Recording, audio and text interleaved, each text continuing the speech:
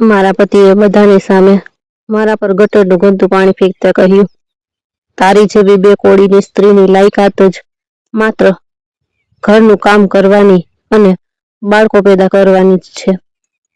તે પડે હું ભાંગી પડેલી જમીન પર બેસીને રડી રહી હતી. મને લાગતું હતું કે મારી જિંદગી અહીં જ પૂરી થઈ ગઈ છે. પણ ત્યારે જ એક એવો ચમત્કાર થયો જેણે મારા અંદરની બુઝાયેલી આગને ફરીથી પ્રગટાવી દીધી. તે જ દિવસે મેં નક્કી કરી લીધું કે હવે મારી ઓળખ કોઈ બીજું નહીં પણ હું પોતે બનાવીશ.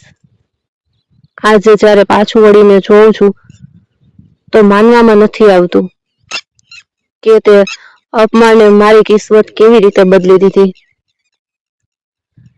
મારી આ વાર્તા અંત સુધી જરૂરથી સાંભળજો. આજે મારી વાર્તા તે લાખો મહિલાઓ માટે એક મિસાલ છે જેઓ પરિસ્થિતિઓ સામે હાર માની ચૂકી છે. તેને અંત સુધી જરૂર જોજો, કારણ કે બની શકે કે આ તમને તમારી જિંદગીની અંધારી ગલીઓમાંથી બહાર નીકાળીને રોશની સુધી પહોંચાડવાનો રસ્તો બતાવી દે. મારું નામ આશા છે. આજે મારી ઉંમર લગભગ 55 વર્ષ છે. જિંદગીના આ પડાવ પર ઊભી રહીને જ્યારે હું પાછું વળીને મારા વીતેલા વર્ષોને જોઉં છું તો મનમાં અગણિત યાદો ઉમટી પડે છે. કેટલીક યાદો એવી છે જે આંખોમાં ખુશીના આંસુ લાવી દે છે, તો કેટલીક એવી છે જે આજે પણ દિલને ચીરી નાખે છે. મારો જન્મ મધ્યપ્રદેશના એક નાના ગામમાં એક અત્યંત ગરીબ પરિવારમાં થયો હતો. પણ મારા જન્મ પર ઘરમાં કોઈ ખુશ નહોતું, કારણ કે મારા પહેલા પણ મારી એક મોટી બહેન હતી અને તે સમયે આપણા સમાજમાં દીકરીઓને બોજ સમજવામાં આવતી હતી. મારા પિતા ખેતરમાં મજૂરી કરતા હતા અને માતા ઘરની સાથે સાથે બીજાના ઘરમાં પણ કામ કરતા હતા. કામ કરીને કોઈ રીતે પરિવારનું પેટ પાળતી હતી. અમે બંને બહેનો બાળપણથી જ પ્રેમ અને આપણાપણા મેળવવા માટે તરસી રહી હતા. પિતા અમને ક્યારેય ખુલીને પ્રેમ નહોતા કરતા, કારણ કે તેમને હંમેશા દીકરાની ઈચ્છા હતી. જોકે મારી માતા અમારા માટે આખી દુનિયા હતી. તે પોતે ભૂખી રહી જતી પણ અમને પેટ ભરીને જમાડતી. બાળપણથી જ મને ભણવાનો ખૂબ શોખ હતો. ગરીબી અને અભાવ હોવા છતાં હું શાળાએ જવા માટે હંમેશા ઉત્સાહી રહેતી.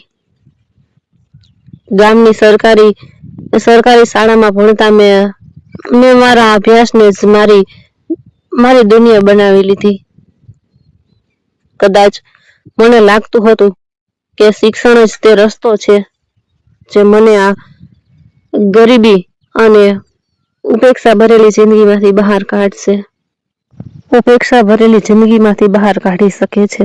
હું કલાકો સુધી પુસ્તકોમાં ડૂબેલી રહેતી હતી અને મહેનતનું પરિણામ એ આવ્યું કે 10મા ધોરણની પરીક્ષામાં જ મેં આખા જિલ્લામાં પ્રથમ સ્થાન મેળવ્યું. તે દિવસ મારી જિંદગીના સૌથી સુંદર દિવસોમાંથી એક હતો. પહેલી વાર મેં મારી પિતાની આંખોમાં મારા માટે ગર્વ જોયો હતો. ગામના લોકો અમારા ઘરે અભિનંદન આપવા આવી રહ્યા હતા અને બધા મારા વખાણ કરી રહ્યા હતા. મને લાગ્યું હતું કે હવે મારી જિંદગી બદલાઈ જશે અને હું આગળ ભણી શકીશ. પણ કિસ્મતને કદાચ કંઈક બીજું જ મંજૂર હતું. અમારા ગામમાં 10મા પછી ભણવાની કોઈ જ વ્યવસ્થા નહોતી. આગળના ભણતર માટે શહેરમાં જવું પડતું હતું અને મારા પરિવારની આર્થિક સ્થિતિ એટલી ખરાબ હતી કે તેઓ મારો ખર્ચ ઉઠાવવાની કલ્પના પણ કરી શકતા ન હતા. મારી મોટી બહેનના લગ્ન પણ માત્ર 16 વર્ષની ઉંમરે કરી દેવામાં આવ્યા હતા, કારણ કે પરિવાર 2 દીકરીઓનો ખર્ચ ઉઠાવવા માટે અસમર્થ હતો. મેં વિચાર્યું હતું કે કદાચ હું મારી બહેનના ઘરે રહીને ભણી લઉં, પણ ત્યાં પણ કોઈએ મને રાખવાની ઈચ્છા ન દર્શાવી. મારા ભણતરનું સપનું ધીરે ધીરે તૂટવા લાગ્યું. તે દરમિયાન મારા માટે શહેરમાંથી એક સંબંધ આવ્યો. હું તે સમયે ખૂબ નાની હતી અને મારા મનમાં માત્ર એક જ ઈચ્છા હતી, કોઈ રીતે મારું ભણતર પૂરું કરવું. છોકરાવાળાઓએ કહ્યું કે લગ્ન પછી તેઓ મને આગળ ભણાવશે અને મારા અભ્યાસમાં પૂરો સહયોગ આપશે. તેમના આ શબ્દોએ મારા મનમાં ફરીથી આશા જગાડી દીધી. મને લાગ્યું કે કદાચ ભગવાને મારા માટે કોઈ નવો રસ્તો ખોલ્યો છે. મેં ખુશી ખુશી આ સંબંધ સ્વીકાર્યો. સંબંધ માટે હા પાડી દીધી અને મારા માતા પિતા પણ રાજી થઈ ગયા. અમારા લગ્ન ખૂબ જ સાધારણ રીતે સંપન્ન થયા. જ્યારે હું મારા પિયરથી વિદાય થઈને શહેરમાં આવી તો મારા દિલમાં હજારો સપના હતા. મને લાગતું હતું કે હવે મારી જિંદગી એક નવી દિશા પકડશે. પણ લગ્નના થોડા દિવસો બાદ મને સમજાયું કે સપના અને હકીકતમાં કેટલો તફાવત હોય છે. ધીરે ધીરે હું ઘરની જવાબદારીઓમાં ગૂંચવાતી ગઈ. સૂરજ ઉગતા પહેલા ઉઠવું, આખા ઘરની સફાઈ કરવી, રસોઈ બનાવવી અને કપડાં ધોવા અને સાથે સાસુ સસરાની સેવા કરવી મારી દિનચર્યા બની ગઈ. દિવસ ક્યારે શરૂ થતો અને ક્યારે પૂરો થઈ જતો તેની ખબર નહોતી પડતી. મારા ભણતરની વાત કોઈ નહોતું કરતું અને હું પણ સંકોચના કારણે કંઈ જ કહી નહોતી શકતી. લગભગ 6 મહિના વીતી ગયા.